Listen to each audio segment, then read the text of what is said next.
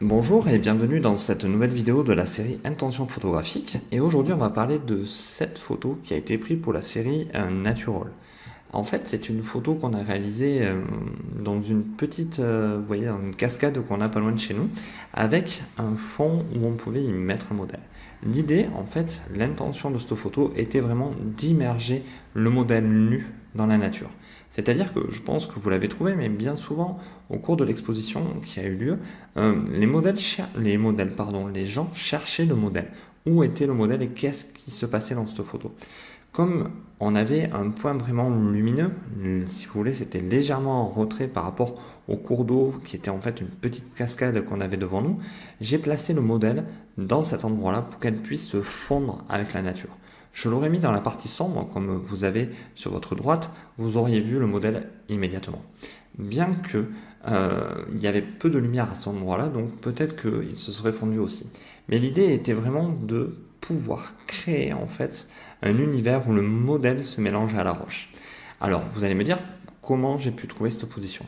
C'était relativement compliqué au départ. C'est-à-dire que j'ai demandé au modèle de croiser ses jambes et de partir d'en bas. Et plusieurs fois, je lui ai demandé de se relever pour arriver au bon résultat. Ça m'a demandé pas mal de photos, ça m'a demandé un choix relativement difficile dans mes photos, mais à la finalité, j'obtiens une superbe photo où on peut chercher des fois le modèle où si on n'est pas forcément dans le temps de regarder la photo, si on la voit très très vite, on n'est pas forcément obligé de voir ce modèle. Alors, la petite anecdote sur cette photo, c'est que cette cascade, en fait, est relativement connue chez nous et il y a pas mal de passages. Donc, j'ai dû protéger énormément mon modèle. J'ai dû faire énormément attention s'il y avait des gens qui venaient, et d'ailleurs, ça nous est arrivé, et lui demander de se rhabiller rapidement. Et le souci, justement, dans ces moments-là, quand on n'a pas forcément, quand on n'est pas, comment dire, libre de faire ce qu'on veut, sans contrainte en fait de gens qui passent, on arrive parfois à trouver une position qui irait bien et devoir demander au modèle immédiatement avant de pouvoir même prendre la photo de se réhabiller. Alors ça, c'est un peu la partie, on va dire, contrariante de la photo. Mais l'idée, et dans l'intention photographique que vous pouvez mettre, c'est quand vous voulez réaliser quelque chose, en fait une photo en extérieur, c'est de prendre vraiment le temps de faire poser votre modèle. Je l'ai fait partir au moins une dizaine de fois d'en bas jusqu'en haut pour avoir vraiment la pose que je souhaitais. C'est un exercice qui est parfois difficile pour le modèle parce qu'il faisait pas forcément très très chaud non plus.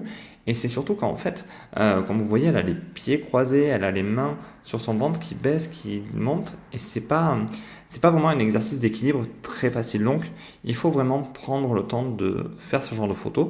Et si vous pouvez être trois pour avoir quelqu'un qui surveille vos arrières, je vous promets, vous allez éviter certaines trouilles quand il y a des gens qui arrivent et que vous ne les avez pas entendus. Voilà. J'espère que cette nouvelle vidéo sur l'intention photographique vous a plu. J'espère qu'elles sont claires, qu'elles vous plaisent et que ben, vous pouvez me laisser des commentaires en me disant ce que vous pensez de cette photo, ce que vous pensez de l'intention que j'ai mis dedans et quelles intentions vous voulez mettre dans vos prochaines photos. Alors je vous invite à, comme d'habitude, liker, commenter et aller chercher les petits cadeaux qui se cachent par là. Et je vous dis à bientôt et je vous remercie. Au revoir.